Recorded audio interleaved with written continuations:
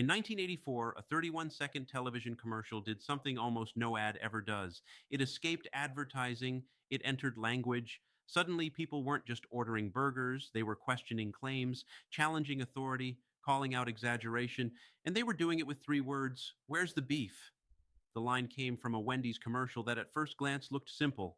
Three elderly women walk up to an enormous hamburger bun. It's impressive in size, dramatic, almost comical. Then they lift the bun, and inside is a tiny, disappointing patty. One of the women looks down, unimpressed, and asks the question that changed everything: "Where's the beef?" The woman delivering that line was Clara Peller, and the company behind the ad was Wendy's. What neither fully realized in that moment was that they had just created one of the most effective marketing weapons in modern advertising history. To understand why this commercial mattered, you have to understand the time it came from. The early 1980s were peak fast food advertising wars. Burger chains were competing aggressively, not just on price, but on perception. Bigger burgers, better value, flashier commercials. Claims were getting larger, louder, and more exaggerated. Wendy's entered that fight differently. Instead of bragging, they questioned. The "Where's the Beef" campaign wasn't loud, it was sarcastic. It didn't tell you Wendy's burgers were better, it implied everyone else's claims were hollow, and that subtle shift made all the difference. The ad trusted the audience to get the joke. Clara Peller didn't shout the line, she didn't smile, she didn't wink at the camera. She said it with irritation, with honesty, with the tone of someone who had been promised something and didn't receive it. That delivery made the line feel authentic, not scripted, and audiences immediately recognized that feeling. Within weeks, "Where's the Beef" exploded beyond television. People said it at work, in schools, at dinner tables. Late night hosts repeated it. Politicians started using it. It became shorthand for skepticism, for calling out nonsense, for asking whether something lived up to its promise. That kind of cultural penetration is incredibly rare. Most commercials fade the moment they're off the air. This one rewired how people talked. It turned a fast food slogan into a national catchphrase with meaning far beyond burgers. Politicians used it during speeches to criticize vague policies. Journalists used it in headlines. Consumers used it to question everything from products to promises.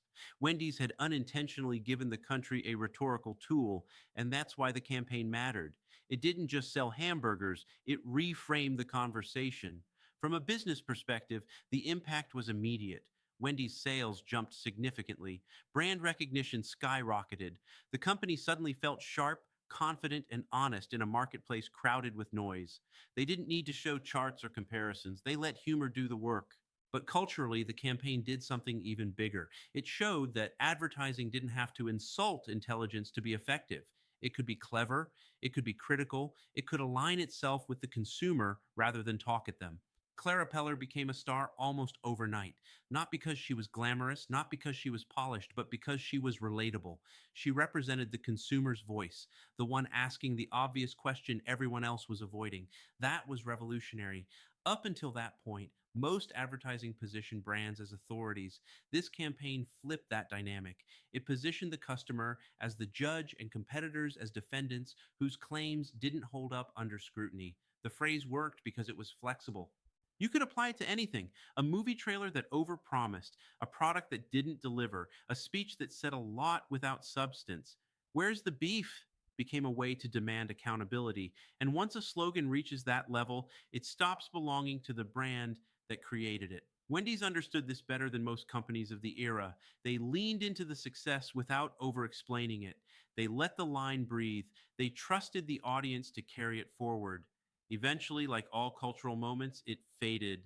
Overuse softened its impact, new phrases replaced it, new generations moved on, but the influence never fully disappeared. You can still see its DNA in modern advertising: today's ads that poke fun at competitors, campaigns that call out vague claims, brands that position themselves as allies rather than lecturers. All of that traces back in part to a moment in 1984 when an elderly woman asked a simple question on national television: "Where's the beef?" The campaign also revealed something deeper about American culture at the time. People were becoming more skeptical, more media savvy, less willing to accept claims at face value. The commercial didn't create that mindset, but it captured it perfectly. That's why it resonated.